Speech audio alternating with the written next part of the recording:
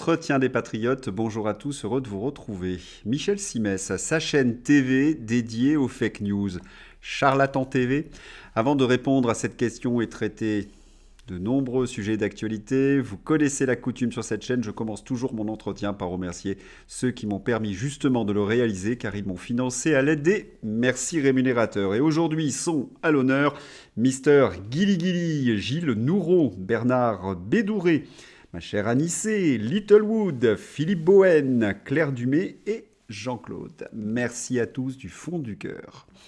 Et puis je tenais à vous remercier pour votre fidélité. Oui, il faut aider la réinformation. Mais comment faire? Lever le petit pouce, écrire de gentils messages et diffuser sur d'autres réseaux sociaux. C'est bon pour la visibilité. Merci à tous. On va revenir sur Michel Barnier. En effet, certains internautes m'ont reproché l'utilisation du terme gaullisme dans mon titre gaullisme ou repéisme pour qualifier le discours de Michel Barnier.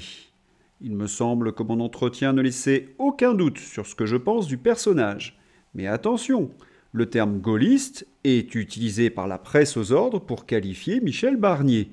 Cela fait donc partie de mon travail de débunker cette propagande ridicule. Michel Simès.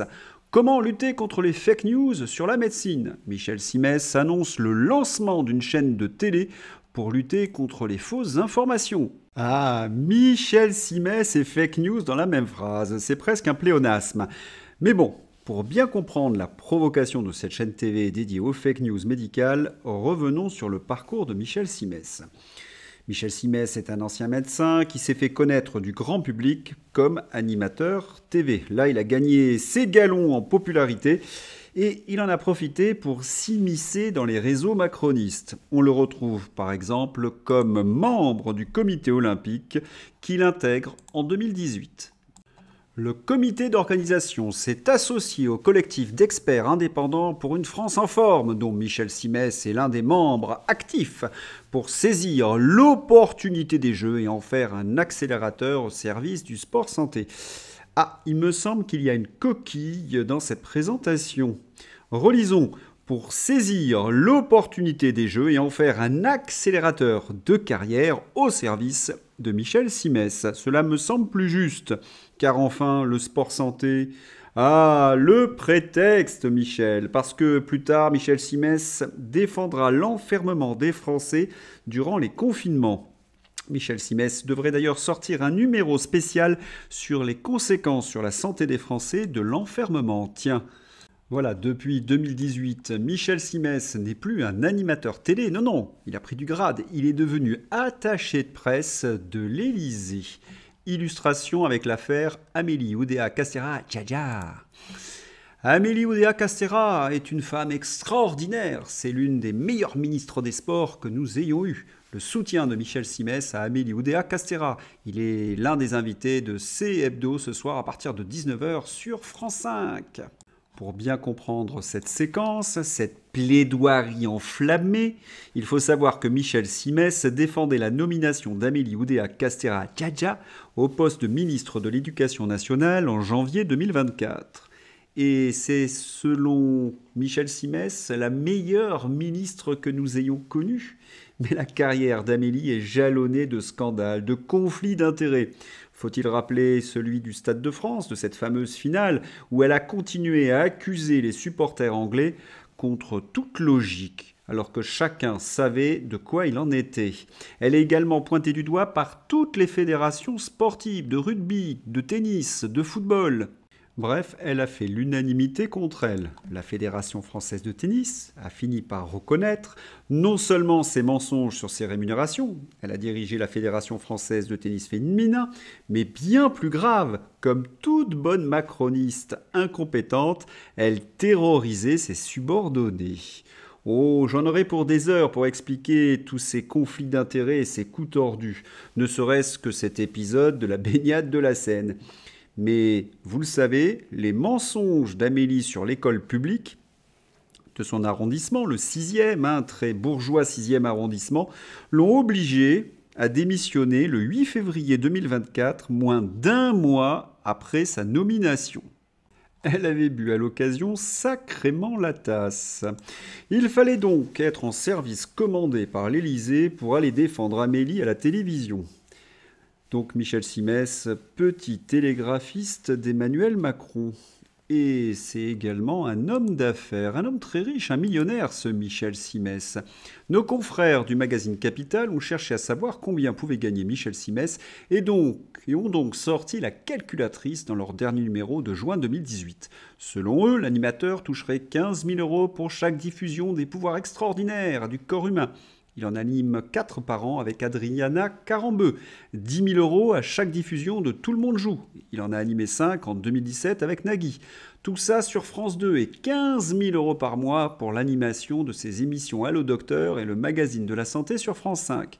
Si l'on rajoute les formats aventures de médecine et enquête de santé, Michel Simès gagnerait 290 000 euros par an grâce à ses activités cathodiques. Mais il faut également ajouter tout son business. Michel Simès, l'homme sandwich qui valait des millions. Le plus célèbre médecin de France a monétisé avec succès son nom et son image dans une multitude de produits dérivés fort lucratifs. Une petite entreprise à lui seul dont l'informé dévoile les chiffres, plus de 7 millions d'euros. De chiffre d'affaires annuels. Le Michel, c'est un profil rêvé pour Emmanuel Macron. Pensez donc, Macron est constamment à la recherche d'influenceurs sans scrupules pour vendre sa camelote politique ou pour défendre son image. Vous vous souvenez que Macron a même recruté Nabila pour sa dernière élection? Alors Michel Simès, c'est parfait, il est prêt lui aussi à se mettre à poil tant qu'il y a des sous-sous. Michel Simès, animateur TV, homme d'affaires, c'est parfait pour Emmanuel Macron. Et c'est ce même Michel Simès qui sera une pièce maîtresse de Macron pour abuser les Français durant la pandémie. Et dès qu'il y a un narratif, une manipulation, un bobard, une ignominie, Michel Simès répond présent. Petit florilège, c'est ce qui va se passer de toute façon. Nous sommes en janvier 2021. Michel Simès favorable à un passeport vaccinal comme il a été favorable au confinement et comme il défendra bien évidemment le pass sanitaire. Michel Simès, c'est la carpette pseudo-médicale de la Macronie et il n'est pas à une absence de honte près. Oui, et la vignette suivante va le démontrer. L'extrait dans ma description. Michel Simès s'adresse aux non-vaccinés et il affirme « Oui, je peux tuer des gens dans la journée ». Remarquez qu'il baisse les yeux. Michel Simès affirme que les non-vaccinés sont des assassins. Non seulement il insulte les Français, mais il participe également à une entreprise de manipulation et de culpabilisation. Au service de qui? Et il faut également ajouter, en tant que médecin, il bafoue la recommandation de l'OMS qui veut que la vaccination doit être un choix libre et éclairé. Bon, je n'évoque même pas le serment d'Hippocrate de Simès, cela fait bien longtemps qu'il s'est parjuré.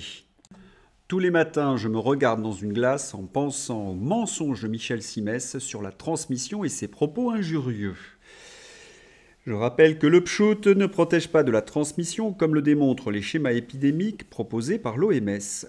Et, bien évidemment, le réel a parfois, des détours ironiques. Michel Simès atteint du Covid-19 malgré 2 doses de vaccin. Ce fut même un cas d'école pour la réinformation, la démonstration par Michel Simès. Mais ce genre d'individus, non seulement ils font là où on leur dit de faire, mais en plus ils s'enlisent dans leurs mensonges avec une hargne puante. Michel Simès, apostrophant les soignants refusant le pchout. Je pense qu'un jour, il faudra demander des comptes à ceux qui ont été médecins ou infirmières et qui ont refusé de se faire pchouter. Je pense qu'un jour, il faudra demander des comptes à Michel Simès. Pendant la pandémie, j'ai écrit de très nombreux tweets contre Michel Simès. Celui-ci, par exemple. Coronavirus, Michel Simès s'en prend vivement aux antipasses sanitaires. Ces personnes sont égoïstes. Ils ne représentent rien. Il a tout à fait raison. Nous ne représentons rien, alors que lui, il représente Macron et les laboratoires pharmaceutiques. Alors, quand on entend en 2024 qu'il veut lancer une chaîne TV pour lutter contre les fake news, on l'a un petit peu mauvaise. Et puis on a hâte de connaître les sponsors de cette nouvelle chaîne de télévision. La Macronie, c'est vraiment le règne des imposteurs. Transition toute faite avec Gabriel Attal. Gabriel Attal, le tweet. Nous avons mis un terme au fléau du chômage de masse. Le taux de chômage des jeunes est au plus bas depuis 40 ans. L'industrie revient pour la première fois depuis des décennies. Il y a plus d'usines qui ouvrent que d'usines qui ferment. Les émissions de CO2 ont baissé de 20% depuis 2017. C'est-à-dire qu'il y a une réindustrialisation et les émissions de CO2 baissent. C'est pas un peu curieux ça? Nous avons alloué des moyens sans précédent à nos soignants, notre école, nos policiers, notre justice et nos forces armées. Eh bien, la honte ne l'étouffe pas. Nous avons accordé de nouveaux droits à nos compatriotes, notamment avec la PMA pour toutes et l'inscription de la liberté de recourir à l'IVG dans la Constitution. Nous serons toujours les défenseurs de ces acquis.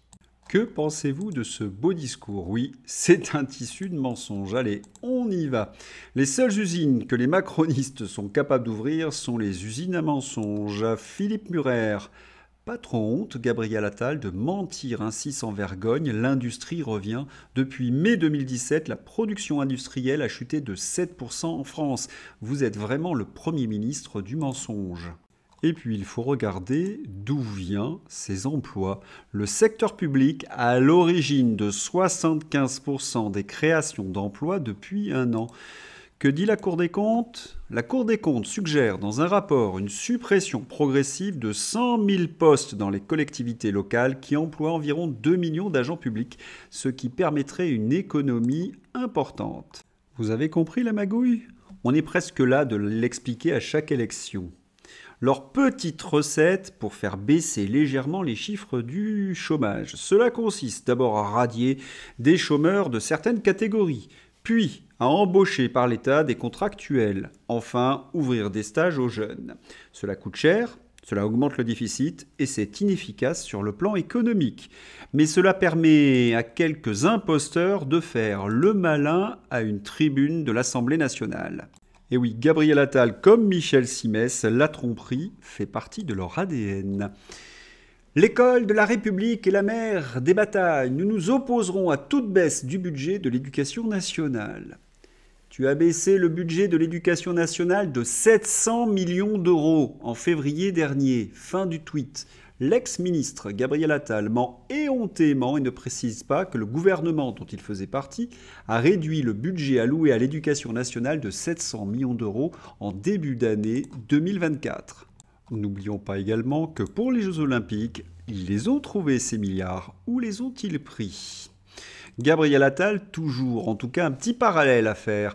Le lundi 30 septembre, un Algérien a escaladé les grilles d'un lycée à Saint-Malo et armé d'un couteau et torse nu s'est mis à poursuivre un élève. 3 mineurs non accompagnés non européens étaient également avec le principal agresseur. Patience, les cours d'empathie arrivent, ils avaient été proposés par Gabriel Attal. Sans transition, encore que sondage exclusif, 6 Français sur 10 pensent que l'immigration n'est pas une chance pour le pays. Quant aux 4 sur 10 qui pensent l'inverse, manifestement ils ne suivent pas l'actualité à moins que ce soit des patrons esclavagistes. Théorie du complot. Selon France Info, la vidéosurveillance algorithmique expérimentée pendant les Jeux Olympiques va être généralisée par le gouvernement minoritaire de Michel Barnier. Le ministère de l'Intérieur assurait jusqu'ici que l'expérimentation n'irait pas au-delà de la période des Jeux Olympiques. La vidéosurveillance algorithmique expérimentée pendant les Jeux Olympiques va être généralisée par le gouvernement Barnier. Qui aurait pu prédire ? Ah si, les complotistes de la réinfosphère. Un point intéressant, vous avez remarqué que plus il y a de la vidéosurveillance, plus la délinquance augmente. Et c'est facile à comprendre. La justice ne peut pas ou ne veut pas condamner les délinquants. Le résultat, c'est bien un instrument de surveillance de masse. Gare, gare à nos libertés. C'était attendu, malheureusement. La commission des lois de l'Assemblée nationale a rejeté la proposition de résolution visant à tenter d'engager la procédure de destitution à l'encontre d'Emmanuel Macron. 15 pour, 54 contre. Alexis Poulain, sans surprise, un système qui verrouille toute velléité démocratique sous couvert de représentativité. De toute façon, à partir du moment où c'était la France insoumise qui présentait Cette proposition, c'était peine perdue. Bon, on a quand même soutenu cette proposition parce qu'on aimerait qu'Emmanuel Macron dégage. Il ne reste plus que la démission. Anne Hidalgo, toujours et encore. Jeux Olympiques 2024. La combinaison portée par Anne Hidalgo dans la scène remise au musée olympique de Lausanne. Mais quelle densité de folie faut-il avoir pour penser que tout ce qu'on touche mérite une place dans un musée? Ces narcissiques sont une tragédie pour la société tout entière. Oui, une tragédie, et notamment pour ceux qui veulent prendre du diesel sur le périphérique. En interdisant la vente de diesel dans 4 stations-service parisiennes, Anne Hidalgo crée un véritable désastre écologique. Les automobilistes doivent désormais parcourir plus de kilomètres pour trouver du carburant, augmentant ainsi pollution et embouteillage. Une aberration totale. Vous ne trouvez pas qu'Anne Hidalgo communique beaucoup en ce moment? Est-ce pour cacher quelque chose, faire diversion en somme? Mais de quoi? Du scandale de ses frais de bouche qu'elle refuse de communiquer parce qu'il serait astronomique, à moins qu'elle veuille également cacher son bilan en matière de sécurité. Des journalistes italiens interdits de filmer à Stalingrad, la mairie de Paris surprise en train d'attaquer la liberté de la presse. Article complet. La police municipale d'Anne Hidalgo tente d'occulter la réalité désastreuse de la situation de Paris. Fin des Jeux Olympiques Potemkin. Un pas de plus vers le réflexe totalitaire de nier le réel en bâillonnant celui qui en fait état. Effarant. L'article en question.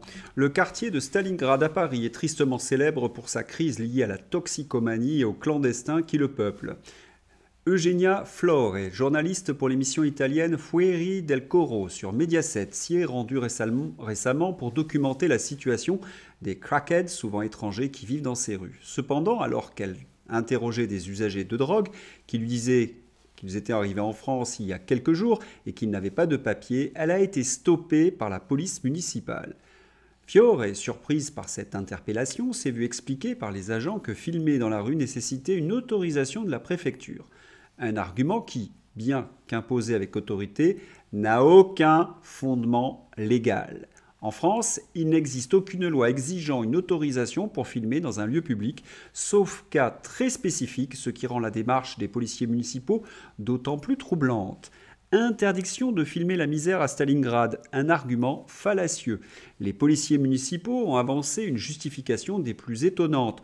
On ne pourrait pas filmer la misère dans les rues de Paris. Cet argument, totalement infondé, vise apparemment à décourager la couverture médiatique des réalités plus que difficiles que rencontre la capitale. Vous savez, c'est ce que les socialistes appellent l'état de droit. C'est de la novlangue, parce que nous, on appelle cela entrave à la liberté de la presse. Emmanuel Macron, puisqu'on parle d'entrave à la liberté de la presse, le nouveau ministre français de l'Europe, l'Ukraine doit être autorisée à tirer des missiles à longue portée sur la Russie. Dans l'interview, le ministre Benjamin Haddad demande à l'Occident d'arrêter de montrer des lignes rouges à l'Ukraine. Il n'exclut pas le déploiement de troupes terrestres françaises. Le ministre Benjamin Haddad explique à la presse allemande qu'il veut autoriser des missiles à longue portée sur la Russie, sur Moscou, et déployer des soldats français en Ukraine. Pas un mot dans la presse française sur cette volonté de déclencher une guerre France-Russie. Philippe Murer, qui suggère qu'il y aurait de la censure dans la presse nationale. Il n'y est pas du tout. C'est ce qu'on appelle l'état de droit. Il faut mettre cette information en parallèle avec l'activisme d'Emmanuel Macron au niveau européen. Emmanuel Macron veut désormais consacrer son énergie aux réformes à l'échelle européenne. Alerte Info, le nuisible lâche les Français pour se focaliser sur l'Europe et peut-être sur la guerre contre la Russie. Macron va donc gaspiller encore notre argent en des monstruosités, une véritable habitude chez lui. Rappelons-nous hier, piste pour Barnier pour faire des économies. La France contribue à hauteur de 7 milliards pour financer une guerre perdue. 7 milliards plus utiles pour la France. À Kiev, Pustula annonce un prêt de l'Union européenne de 35 milliards d'euros pour l'Ukraine. Les 7 milliards, c'était la contribution de ces 35 milliards. Mais Yves Pozzotti-Borgo a eu tout à fait raison qu'il y a également d'autres prêts, d'autres aides. Ce n'est pas 7 milliards que la France donne à l'Ukraine, mais 30 milliards par le biais de l'Europe. Très bon rappel. Et pendant ce temps-là, Barnier gèle les augmentations des retraites. La revalorisation des retraites décalée de 6 mois pour économiser 3 milliards d'euros. Ça commence bien. Eh oui, la politique, c'est une question de priorité. Guerre entre l'Iran et Israël. Joe Biden se dit opposé à des frappes israéliennes sur les installations nucléaires iraniennes. Petit rappel avec Régis Le Sommier. Merci Régis Le Sommier de recadrer ton interlocuteur en rappelant des vérités sans parti pris. Oui, l'Amérique a livré l'Irak à l'Iran. Oui, on a soutenu des djihadistes en Syrie combattus par le Hezbollah. Oui, on est responsable de ce chaos. Oui, on a abandonné les chrétiens du Liban. Très bon rappel de Régis Le Sommier. Le suivisme atlantiste est une catastrophe. C'est l'heure d'ouvrir la page Fantaisie avec le journal L'Immonde. Le journal L'Immonde change de format, plus pratique, plus écologique, plus en phase avec ses valeurs. Michel Simès, L'Immonde, l'horrible vérité. Et si le gouvernement disait aux gens qu'à partir de demain, ils doivent marcher à 4 pattes parce qu'un virus plane à 1 mètre et plus dans l'air, la plupart des gens le feraient. Emmanuel Macron et sa politique économique. Notre économie va très bien. La vôtre, par contre, c'est assez fin. Et celle-ci est un peu vulgaire, mais je pense qu'on y est. Vous voyez ça, c'est le diamètre de votre trou du cul à la fin de mes 2 mandats. Gérald Darmanin, sans conseil pour dire à une femme de se calmer. Le nouveau livre de Gérald Darmanin fait polémique. C'est une allusion à l'interview de Darmanin par Apolline de Malherbe. Il avait été mis en difficulté sur les chiffres de la délinquance et il avait tenté d'intimider Apolline de Malherbe en lui disant « Tout va très bien se passer ».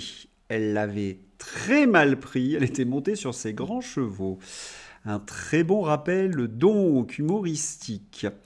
Allez, un simple gag. Je suis ton cadeau. Tu as gardé le ticket de caisse pour échanger ?